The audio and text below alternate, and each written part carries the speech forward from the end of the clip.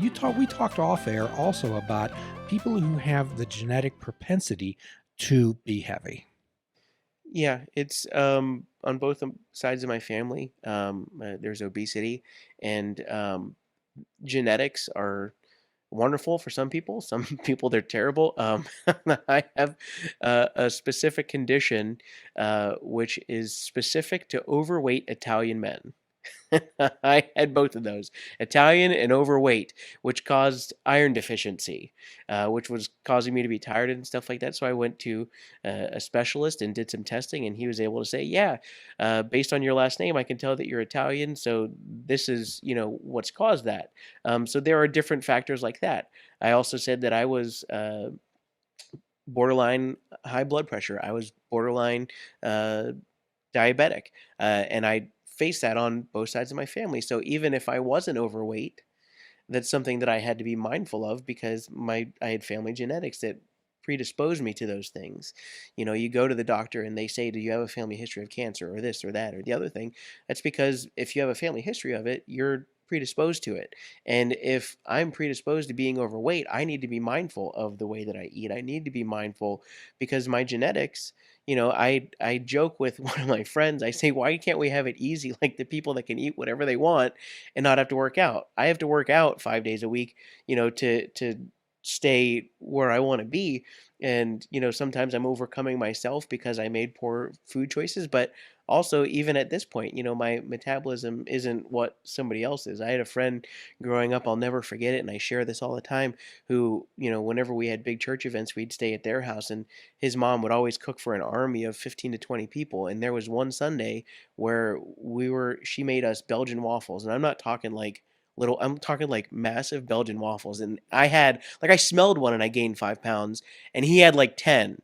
And I'm just like, this isn't fair, but his genetic makeup was different than mine. He also lived a different, and that's another thing that we have to keep in mind. His lifestyle was different than mine. I was sedentary. He was active. He was playing basketball and doing all those things. So, I have a cousin who the change that he made in his life was he started playing basketball. That's all it was. He didn't change the way that he ate. He started playing basketball, and then he lost a bunch of weight. He was being active. I could sit and eat the same diet that he was eating and not be active, and our results are going to be completely different. So what you're saying is that merely because we have a genetic propensity to being overweight, that's not an excuse for staying overweight.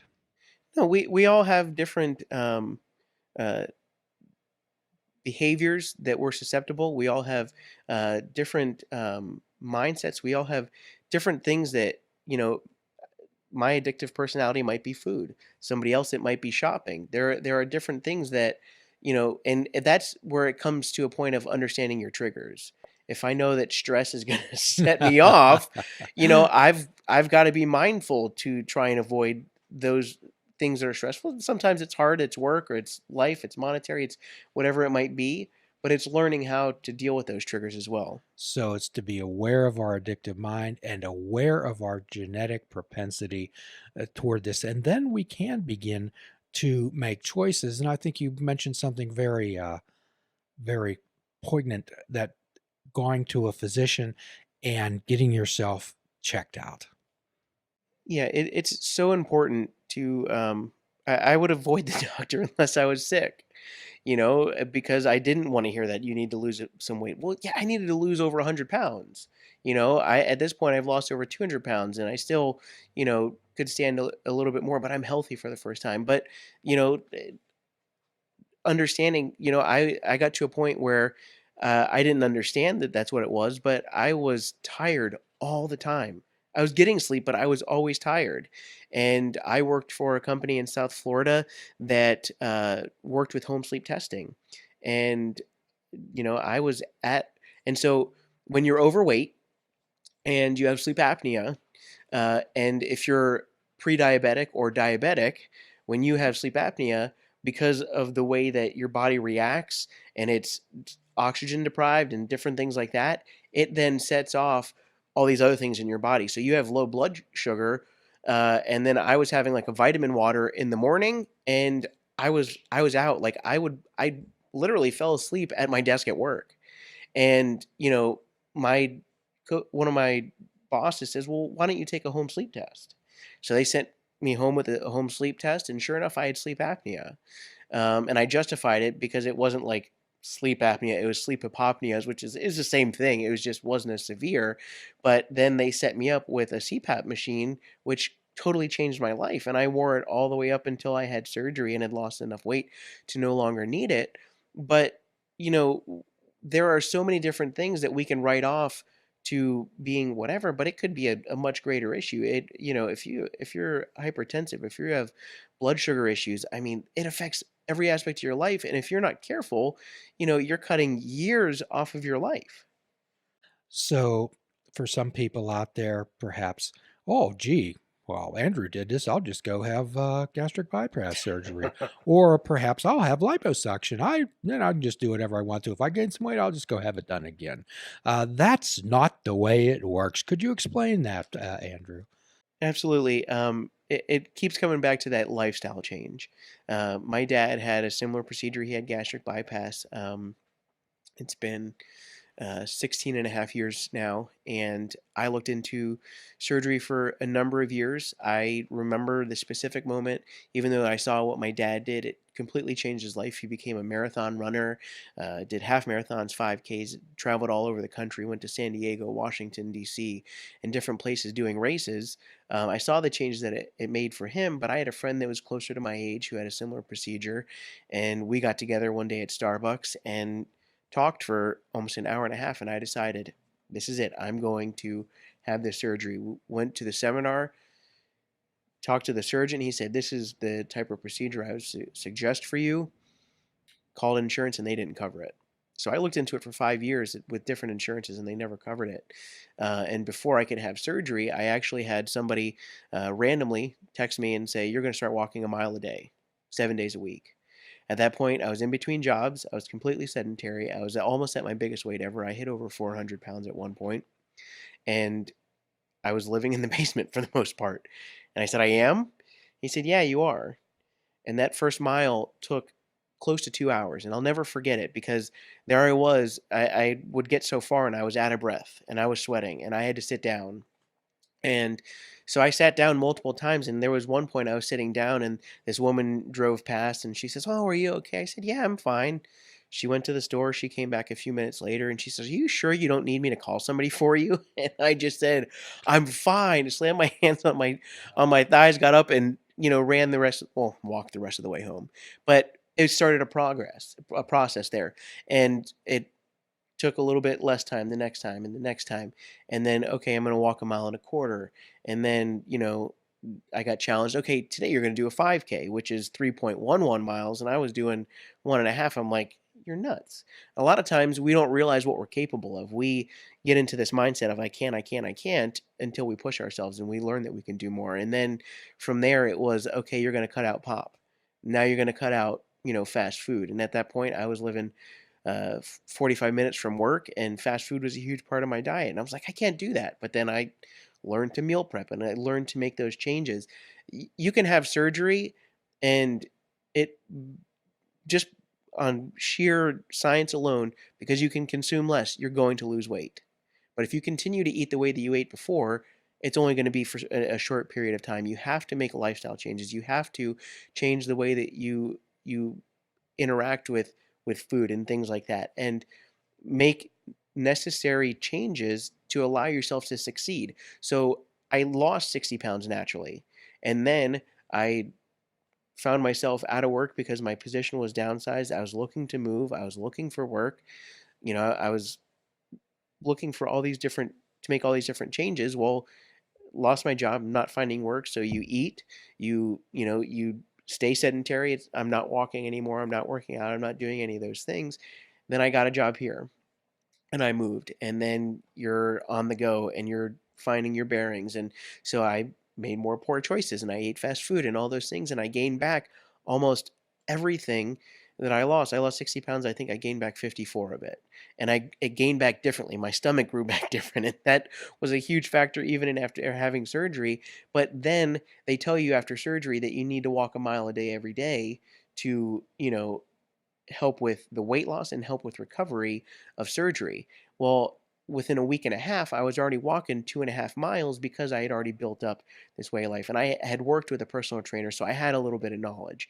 But then I had to go forward. So for the first 6 months, all I did was cardio. And then I met with another friend of the show.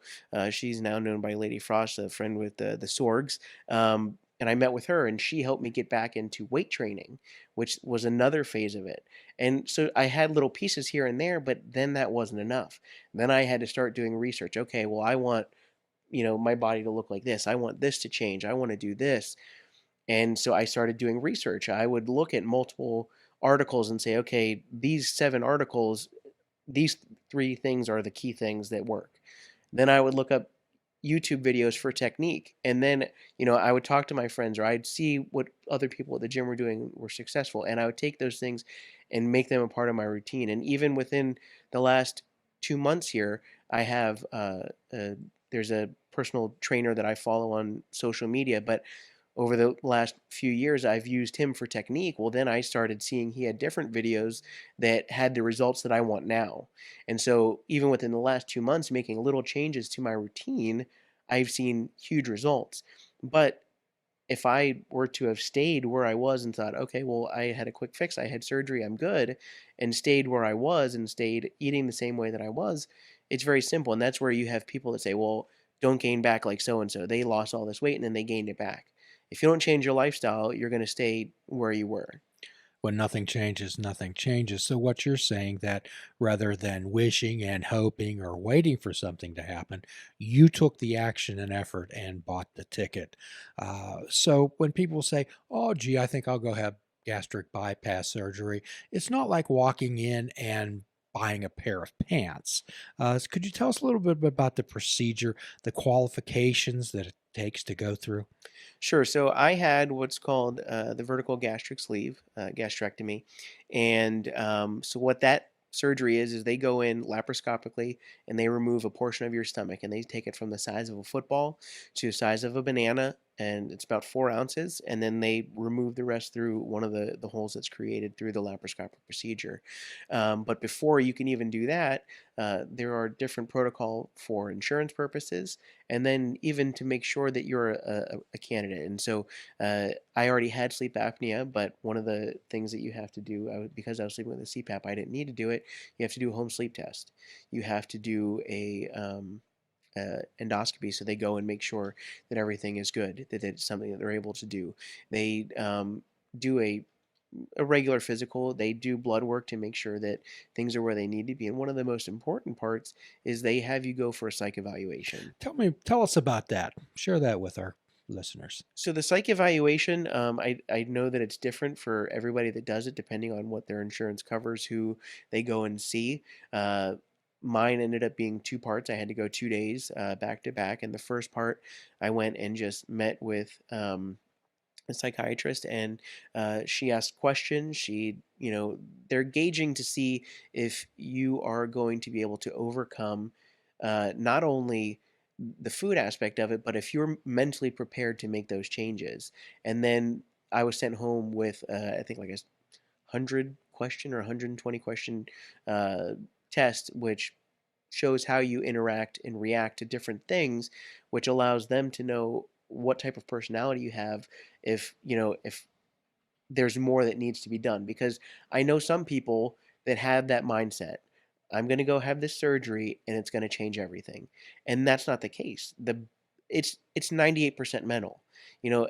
Every aspect of it is mental. It com- Total transparency. There was a point where I talked about the um, grazing throughout the day. Well, a part of this procedure is you're supposed to chew so many times, and I've gotten away from that the further out you get. But in the beginning, they tell you every bite to chew 30 times. Your food should be the consistency of applesauce.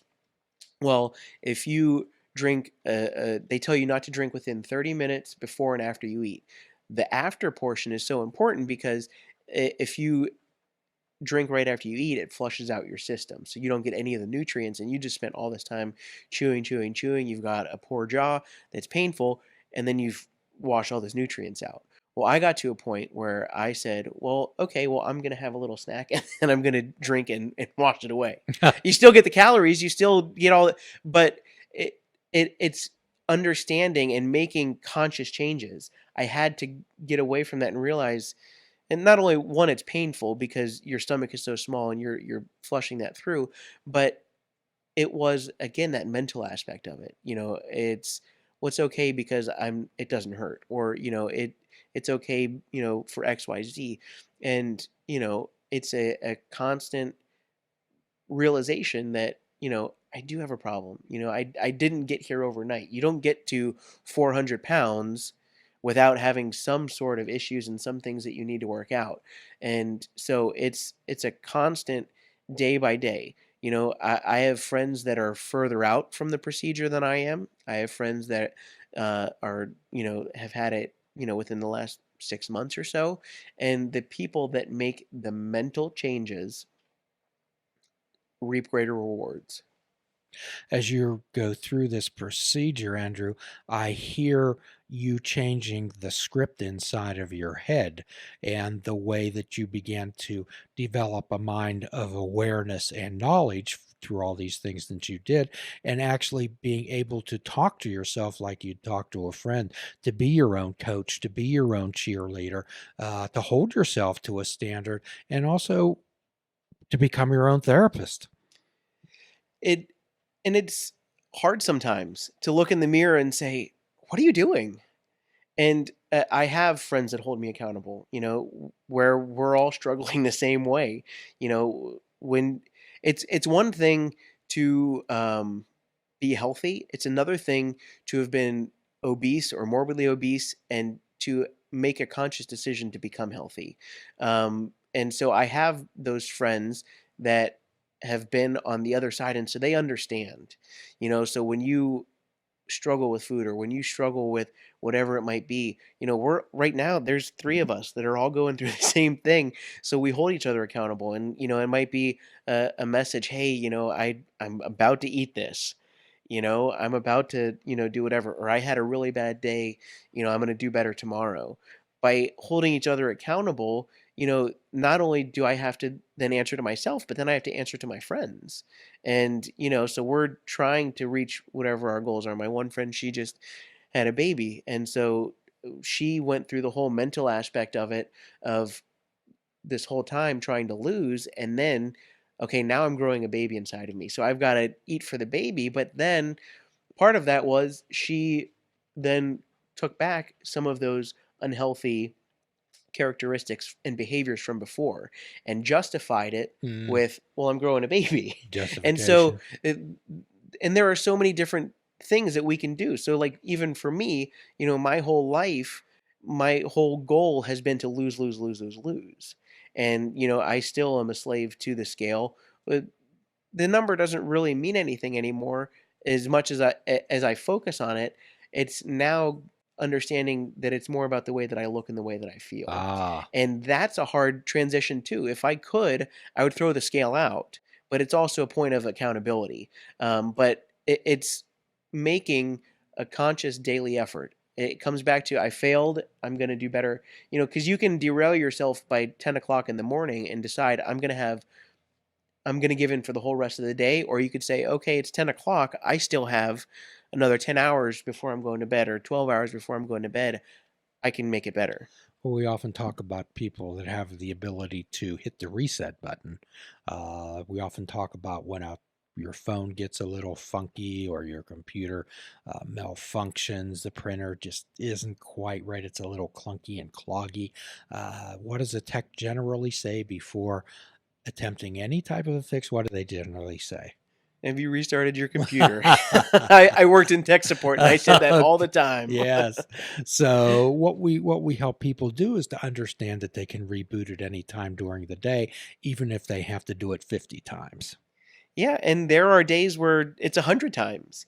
Whether that's food, whether that's the way that you're feeling, whether it's focusing on the negative, there's so much that we have to reset throughout the day. And if you choose to go I love to the the way end of you the say day, that word, I choose. if you choose to go to the end of the day without resetting, or the end of the week, you can put yourself in a really hard place. And sometimes a week turns into a month, turns into a year. We get into the situations that we're in by allowing ourselves to make continually poor choices and not dealing with it. And again, I didn't get to 400 pounds overnight. I'm also not going to lose weight overnight. I'm not going to overcome all the different triggers and all the different coping mechanisms and all those things overnight, because if I could, I wouldn't have gotten to where I was. Please check out our website at fishingwithoutbait.com, where you can listen to the show, comment on our discussions, and find out where you can subscribe to our podcast. If you're interested in flying the colors of Fishing Without Bait, click the shop icon on our website. We have clothing, mugs, cell phone cases, and so much more. Show the world that you fish without bait. This show is a member of the Sorgatron Media Podcast Network. Find out more at sorgatronmedia.com.